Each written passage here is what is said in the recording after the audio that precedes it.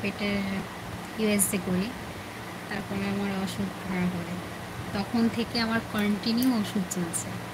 তারপরে তো মাঝখানে একটা মিসক্যারেজ হয়ে গেল, ওটাতে আবার আর একটা সমস্যা হয়েছে।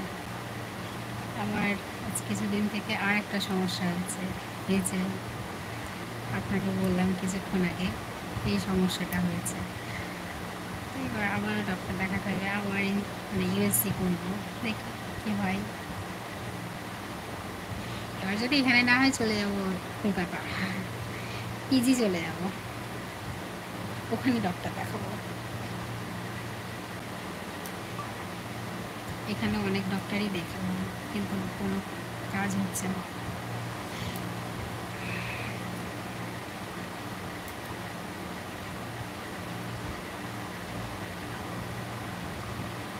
ইনশাল্লাহ 3 বছর পরে যাব।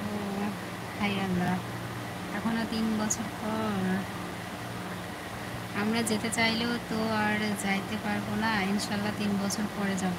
সবে মাত্র আসলাম, 1 বছর 5 মাস। ওরে আল্লাহ,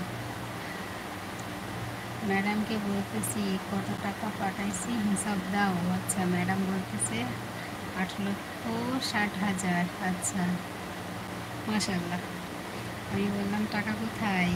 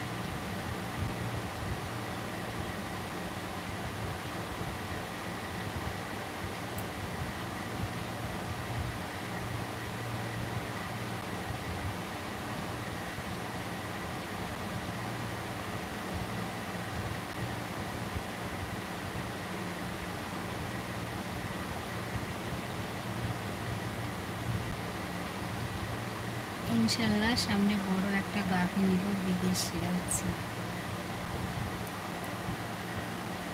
জমি 3.5 লক্ষ টাকা দিয়ে নেওয়া আছে, আর বাড়ি করতে 2,30,000 টাকা লাগলো। আচ্ছা,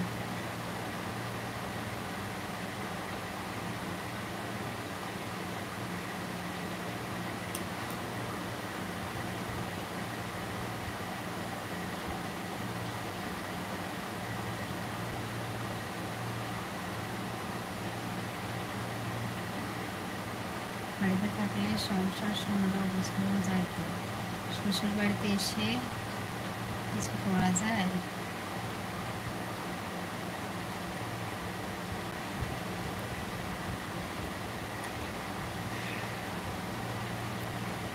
কি করবেন, কিচ্ছু করার নেই। নসিবে যেটা আছে, আল্লাহ যা করে ভালোর জন্য করে।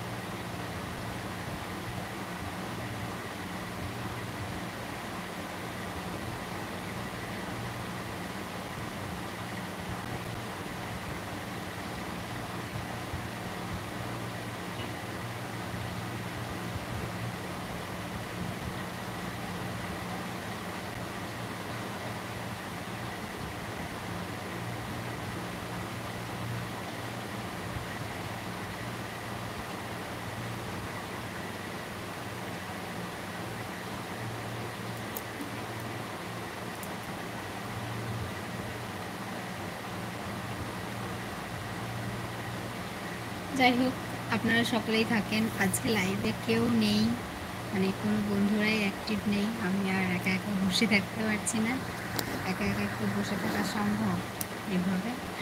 তো যাই হোক, আপনারা সকলে ভালো থাকবেন, সকলের জন্য দোয়া করি।